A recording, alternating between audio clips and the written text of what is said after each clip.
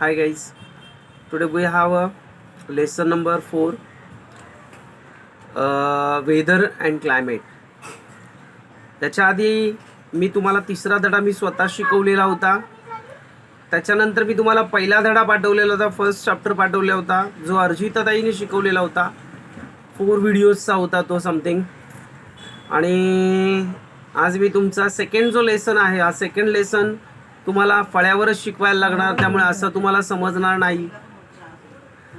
So तो तुम्ही समजून घेण्याचा प्रयत्न करा. जर त्याच्या आधी आपली शाळा चालू झाली परीक्षेच्या आधी तर आपण तो घेऊच, नंतर मग नाही तर मग नंतर घेऊ, काही प्रॉब्लेम नाही. कारण तो फळ्यावर शिकवल्याशिवाय समजणार नाही, फळ्यावर शिकवल्याशिवाय समजणार नाही, बरोबर आहे. तर today we have learn a fourth lesson, the weather and climate. Okay, हवा आणि हवामान. इथे तुम्हाला एका चार्टमध्ये 10 जूनचं तुम्हाला टेम्परेचर दिलेलं आहे, सगळं वेदरचं टायमिंग दिलं आहे, टायमिंग दिलं आणि वेदर दिलेलं आहे. ते तुम्ही जरा कन्सिडर करा आणि त्याच्यानंतर आपण पुढे शिकवायला घेऊया. The weather condition at each of the places given about the different on 10 June. Kochi as a cloudy weather, it means there is a little sunlight. कोचीचे जे हवामान आहे ते थोडंसं क्लाउडी आहे, याचा अर्थ असा की तिथे जो सनलाईट आहे तो छोटासा होता, थोडासाच होता. So the rainy season has started at the moisture in the air will be high. बघा, आणि सतत पाऊस पडत असल्यामुळे तिथलं जे मॉइश्चर आहे, क्लायमेटमध्ये जे मॉइश्चर आहे ते वाढलेलं आहे, हाय झालेलं आहे. Hence it will take a long time for a clothes a dry. त्यामुळे कपडे सुकायला वेळ लागतात. आता आपल्या इथे पण बघा ना, पावसाचं वातावरण आहे आणि पावसाचं वातावरण असल्यामुळे हवा दमट आहे, आणि हवा दमट असल्यामुळे काय झालं आहे, आपले कपडे वगैरे सुकायला वेळ लागतोय ना. तसं you may have observe a similar situation at your place during the rainy season. आणि अशाच प्रकारचं वातावरण हे पावसाळ्याच्या दिवसात सगळीकडेच असतं. At Bhopal there is a hot sun. भोपाळमध्ये त्यावेळेसच ॲट दॅट टाईम, त्याच वेळेस भोपाळमध्ये भरपूर ऊन पडलेलं असतं. The water in the wet clothes gets converted into vapor quickly and clothes will dry within a short time. अशा वेळेस तिथली लोक ज्यावेळेस उन्हात कपडे घालतात त्यावेळेस त्या कपड्यातल्या पाण्याची लवकरात लवकर वाफ होते, व्यापर होते आणि ती उडून जाते आणि कपडे खडखडीत वाळतात, एकदम चांगल्या प्रकारे पटकन वाळतात. In a short time. Mussoorie is a located a north of the tropic of cancer, मकरुत्ताकडे. हा मसुरी हा प्रदेश वसलेला आहे, मकरुत्ताच्या थोडक्यात त्या साईडलाच. Hence receives a less solar heat. त्यामुळे तिथे सूर्याच्या प्रकाशाची किरण ही लंबरूप पडतात, अशी लंबरूप पडतात नाही, अल्टिट्यूड नाही होत, क्रॉस असे पडतात, तिरकस असे पडतात. त्यामुळे काय होतं, तिथली जी एअर असतं, the air there is cool and due to its location on the mountain. आणि मसुरी हे माउंटेनवरती आहे, म्हणजे उंचावरील प्रदेशामध्ये आहे. Clothes take longer to dry, hence because of medium heat and cool air. Factors like a heat. त्यामुळे काय होतं, clothes take a longer dry here because of medium and cooler air. Factors like a heat, moisture and wind influence the time taken by clothes to dry. However, these conditions keep on the changing. He always experiences such changes. आणि जसं तुम्हाला माहिती आहे, जसं उंचावर जावं तसं तिथलं हवामान थंड होत जातं, तिथलं हवामान दमट होत जातं. त्यामुळे तिथे जरी ऊन असलं तरी पण त्या वातावरणामध्ये धुकं असतं, मॉइश्चर असतं. त्यामुळे तिथले सुद्धा कपडे वगैरे लवकर वाळत नाहीत. हीट आणि कूल एअर असते, हीट असते पण एअर सुद्धा कूल असते तिथली. त्यामुळे काय होतं, and wind influence the time taken by the clothes to dry. पण हवा असते ना, हवा असल्यामुळे काय होतं, तिथल्या पाण्याची वाफ होत नाही, वाफ कमी होते, पण हवेमुळे कपडे काय होतात, वाळतात. However, this condition keep on the changing. You always experience such a changes. बघा, आता या प्रत्येक गोष्टीमध्ये हा जो एक्सपिरियन्स आहे, हा जो अनुभव आहे, हा आपला वेगवेगळा आहे. Which of the following statement are applicable to the condition that you have experienced today or yesterday at a place where you live? आपण ज्या तिथे राहतो, ज्या ठिकाणी राहतो त्या ठिकाणचं पण आपल्याला तापमान त्या पद्धतीने मोजता येतं एक चार्टकडून. आज वेदर दुपारी किती वाजता होतं, आफ्टरनूनला किती वेदर होतं, हवामान कसं होतं. आता बघा, आता वाजले किती आहेत, जवळजवळ 5 वाजले. 5 o'clock. मी जेव्हा शिकवतोय तेव्हा it's 5 o'clock and there have a it's 5 o'clock and here is a cloudy weather but air is a cool air breeze. बरं ना, इथं हवा जे आहे ती थंड वाहते आणि जे वातावरण आहे ना ते ढगाळ आहे. असं वाटतं आता थोड्या वेळाने पाऊस येईल. Okay,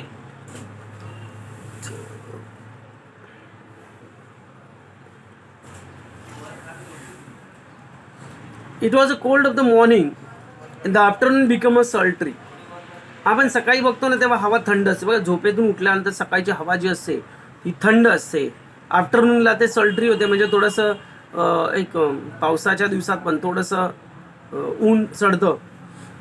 a rented suddenly in the afternoon cool breeze was a blowing at a don.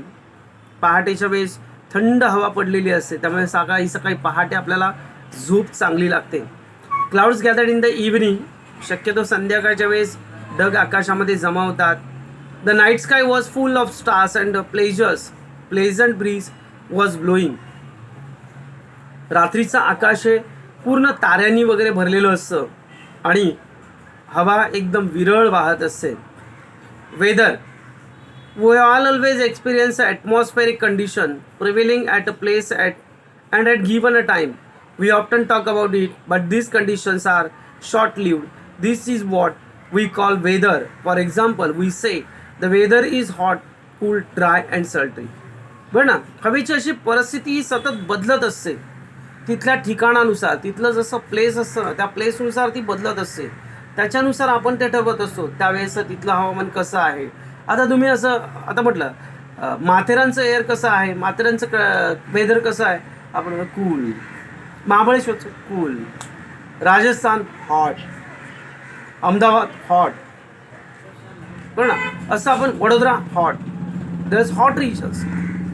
तिथले जे प्रदेश आहेत ना, तिथलं जे हवामान आहे ना हे हॉट आहे, गरम आहे. तिथलं हवामान गरम आहे असं आपण म्हणू. म्हणजे तिथल्या वातावरणाची स्थिती ठरलेली फिक्स केलेली आहे.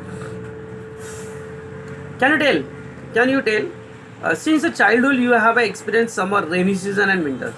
आपण लहान असताना, तुम्ही लहान असताना, आता तुम्ही लहानच आहात म्हणा, तुम्ही आता अनुभव घेताय की उन्हात कसं वाटतं, पावसाळ्यात कसं वाटतं, हिवाळ्यात कसं वाटतं. बरोबर ना. On the basis of your experience answer the following questions. त्याच्यावरनं तुम्ही खाली प्रश्नांची उत्तर द्या. In which months do summer, the rainy season and winter accords two years of January and December showed in chart. बघा, आता हे सगळं तुम्हाला करायचं आहे.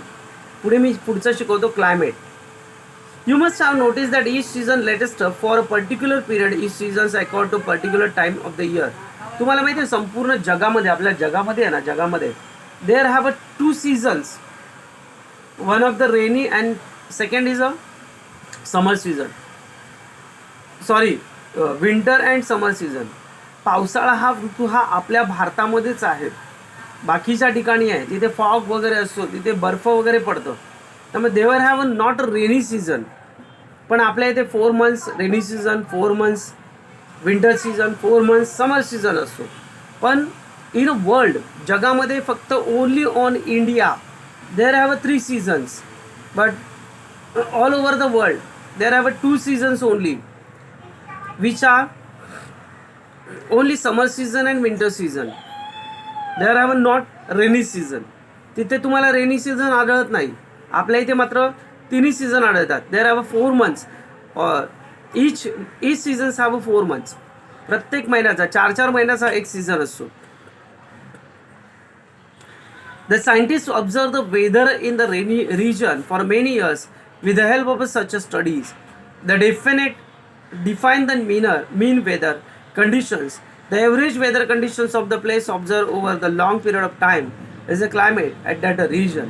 Climate is generally expressed cool and dry or hot and humid or hot and dry etc. बघा इथे काय दिलं बघा, एक तिथल्या इथले जे सीझन असतात all over the world there are season is a long period, म्हणजे 6 महिन्याचा. There are only 6 months. आपल्या इथे 4 months असतो. They have divided in the 12 months. बरं ना, 12 महिन्यामध्ये ते डिवाइड केलं जातं. But in the world, all over the world, there are 2 seasons only. That period is a long period, that is climate is that called climate. बरं ना, त्याला climate असं म्हणतो आपण. आणि there is a cool and dry, then hot and humid, hot and dry, असं तिथलं climate असतं. समजलं? There are not rainy season. तिथे रेनी सीझन कधीतरी एखाद्या दिवशी पाऊस पडतो, कधीतरी एखाद्या दिवशी. The weather changes quite due to changes in the temperature, winds and humidity, etc. We have less experience these changes. A sum total of all these estimates define the weather. These affects our day-to-day activities and lifestyle. Elements of weather are taken into the considerations while describing the climate. बघा, आपण बघतो आता याच्यामध्ये changes होतात ना, या चेंजेसला आपण temperature आणि ह्युमिडिटी असं म्हणू शकतो. टेम्परेचर, वाइड अँड ह्युमिडिटी हे जे चेंजेस होतात त्याला म्हणू शकतो. Sum total of this elements depends a weather. आणि या सगळ्यांची कंडिशन जी मिळून असते that is called a weather also. This effects our day to day activities lifestyle. रोजच्या रोज हे तापमान बदलतं. बघा ना, आज सकाळपासून किती वेळा तापमान बदललं आहे. मध्येच पाऊस येतोय, मध्येच पाऊस जातोय, मध्येच येतोय, मध्येच ऊन पडतंय, मध्येच क्लाउडी होत आहे. That is called a weather, not climate. Okay. Elements of weather are taken into considerations while describing in the climate. Temperature. What is the temperature? The earth's surface gets a heat from the sun. As a result, the surface gets heated up. बरं ना, बघा, पृथ्वीवरती आपल्या सूर्याची किरणं पडतात आणि सूर्याची किरणं पडल्यामुळे काय होतं, तिथलं तापमान जे हॉट होतं. ॲज अ रिझल्ट काय होतं, सरफेस काय होतो, जो अर्थचा सरफेस असतो तो काय होतो, हॉट होतो, गरम होतो, हिटेड होतो. The air closer surface started to become hot and lighter. One by one different layers of air at higher elevations receive heat. Therefore as move upward and sea level the temperature of air decreases. The temperature also goes to a decreasing for the quarter towards the both the poles. बघा, उत्तर ध्रुव आणि दक्षिण ध्रुव या दोन्ही ध्रुवावरती संपूर्ण, आता तुम्हाला black board असतं, आपला व्हाईट बोर्ड असतं, तर आपण तुम्हाला एक्सप्लेन करता आलं असतं. पण both have a poles is a, तिथले जे सूर्याची किरणं असतात ना, 6 months नाईट्स असते आणि 6 months डे असतो. बोथ रिजन्स, दोन्ही रिजन्सला, south pole and north pole, दोन्ही रिजन्सवरती 6 months काय असते, नाईट, आणि 6 months डे असतो. बरं ना. आणि 6 month मधला एक 1.5, एक 23 days इव्हिनिंग असते. बोथ पोल्स, दोन्ही पोल्सवरती इव्हिनिंग 23 days. आपल्या इथे 2 hours असते, 5 to 7. ओके. देन जसजसं तुम्ही समुद्र सपाटीपासून वर जाल, there climate is a cold. तिथलं वातावरण थंड होतं, कारण की बघा, महाबळेश्वर, माथेरान हे कोल्ड रिजन आहेत, because they have a mountain place, that there have a mountain place. बरं ना, उंच डोंगरावरची ठिकाणं आहेत, त्यामुळे तिथे कोल्ड वाटतं. ज्यांची गावं आहेत ना, ज्यांची गावं जिथे डोंगरात आहेत त्यांना पण थंड वाटतं. समजलं?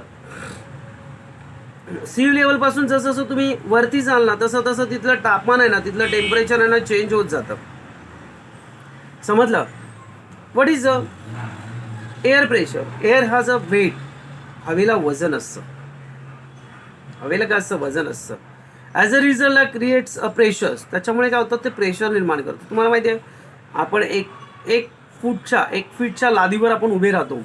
त्यावेळेस 1 फीटच्या लादीवर ज्यावेळेस आपण उभं राहतो ना, त्यावेळेस आपल्या डोक्यावरती एअरचा प्रेशर हा 3 ते 4 हजार किलो, 3 ते 4 हजार किलो वेट असतं, प्रेशर असतं, एअरचं प्रेशर असतं.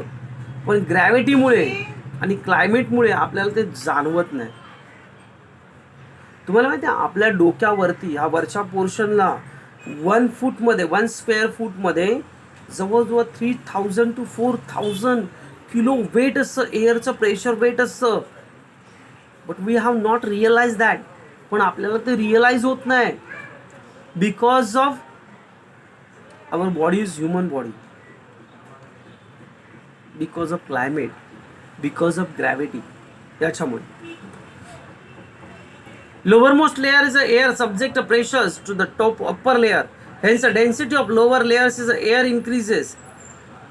There is a greater air pressures near the surface of earth and a decrease with the increasing high. This is the vertical air pressures. These changes also occur horizontal manner. This gives a raise to winds. बघा इथे दिलेलं पण आहे बघा. देर is a greater air pressure near the surface of the earth. पृथ्वीच्या जवळपास आहे ना भरपूर एअर प्रेशर आहे, भरपूर. There is a greater air pressure near the surface earth in the decreases with increases height. आणि बऱ्याच उंचीपर्यंत आहे ते. मी तुम्हाला बोललो ना 3 ते 4,000 किलोग्राम वेट आपल्या डोक्यावर असतं, पण आपल्याला रिअलाइज होत नाही. This changes also occur horizontal manner. This gives a race to winds. आणि त्याच्यामुळे हवा निर्माण होते, त्यामुळे हवेची निर्मिती होते. How to make air starts moving from the high pressures toward the low pressures. तुम्ही कधी पण ना बघा ना काय करा, तुमच्याकडे गरम पाणी असतं ना, गरम पाणी, आपण गरम पाणी तुमच्या आंघोळीला पाणी घेता तुम्ही. जेव्हा गरम पाणी आपण ओततो, तुमच्याकडे गिझर असेल तर गोष्ट वेगळी, परंतु आपण पाणी गरम करतो. गरम केल्यानंतर ते आपण थंड पाण्यात ओततो. आणि ज्यावेळेस आपण थंड पाण्यामध्ये ओततो ना, तेव्हा गरम पाणी आहे ते वरती राहतं आणि थंड पाणी खाली राहतं. जेव्हा हात घालाल ना तेव्हा खाली आपल्याला पाणी थंड लागतं, वरती आपल्याला पाणी गरम लागतं. ते मिक्सअप केल्यानंतर पण थोड्या वेळाने तशीच सिच्युएशन होते. कारण एअर कशी असते माहिती आहे काय, लो प्रेशर्स करून हाय प्रेशर्सकडे वाहत जाते, हाय प्रेशर्स करून पुन्हा तो लो प्रेशर्सकडे वाहत जाते. अशा प्रकारे वाहत जाते, ब्रीज होत जाते, ब्लोज होत जाते.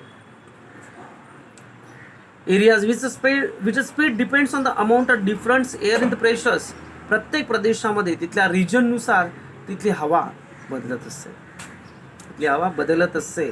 Moisture. The atmosphere contains of vapor in the air. That's a great amount of vapor is called humid air. आता बघा तुम्ही रोज सकाळी बघा आपल्या इथे सगळं धुकं पसरलेलं असतं, मॉइश्चर पसरलेलं असतं सगळं.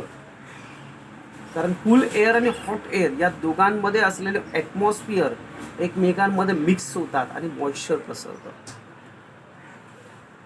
ते धुकं दिसत असतं.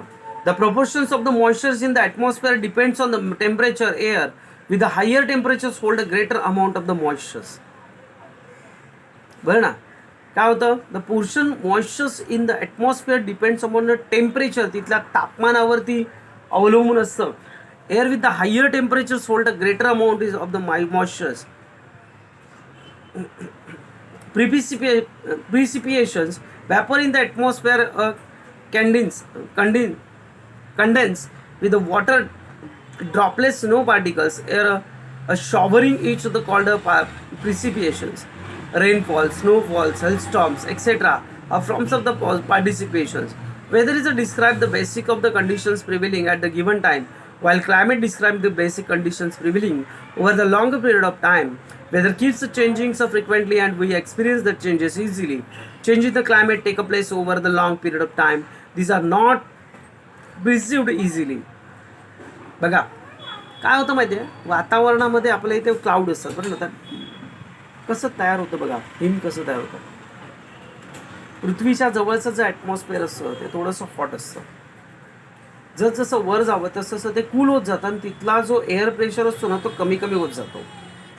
आणि त्याच्यामुळे कमी कमी होत गेल्यानंतर वरची जी इथली जी उष्ण हवा आहे ना ती त्याच्यामध्ये शिरते आणि त्या हवेला कूल करते. कूल केल्यामुळे काय होतं, त्याचं काही छोट्या छोट्या पार्टिकल्समध्ये कन्वर्ट होतं आणि कन्वर्ट झालं की त्याचं काय होतं, कूल एक ड्रॉप्स तयार होतो, एक थंड पाण्याचा ड्रॉप्स तयार होतो. पाऊस बघा आपल्याला थंड लागतो बरोबर ना, गरम लागतो का नाही, थंड लागतो. तो पाऊस ज्यावेळेस पडतो त्यावेळेस तो कूल म्हणजे थंड पाऊस पडतो. अजून थोडा वरती गेले ना ते पार्टिकल्स क्लाउडमध्ये की त्याचे हिलस्टोन बनतात. ते हिलस्टोन एकमेकांना चिकटतात आणि ते हिलस्टोन एकदम वेगाने जमिनीवर येतात, धडाधड धडाधड धडाधड हिलस्टोन. आणि कधी कधी वातावरणावर त्या म्हणल्यावर ते फ्रीज होतात, बारीक बारीक पार्टिकल्स असतात ना ते फ्रीज होतात. मग त्याला आपण स्नोफॉल बोलतो. समजलं. Latitudinal positions high above the sea level, nature near the oceans currents etc. are factors influence the climate basics. These mountains ranges, type of land, local winds are other factors that influence in the climate of regions. बघा, आणि ही जास्त करून परिस्थिती कुठे निर्माण होते, ते समुद्रावर निर्माण होते. कारण समुद्रापासूनच क्लाउड बनतात बरं ना.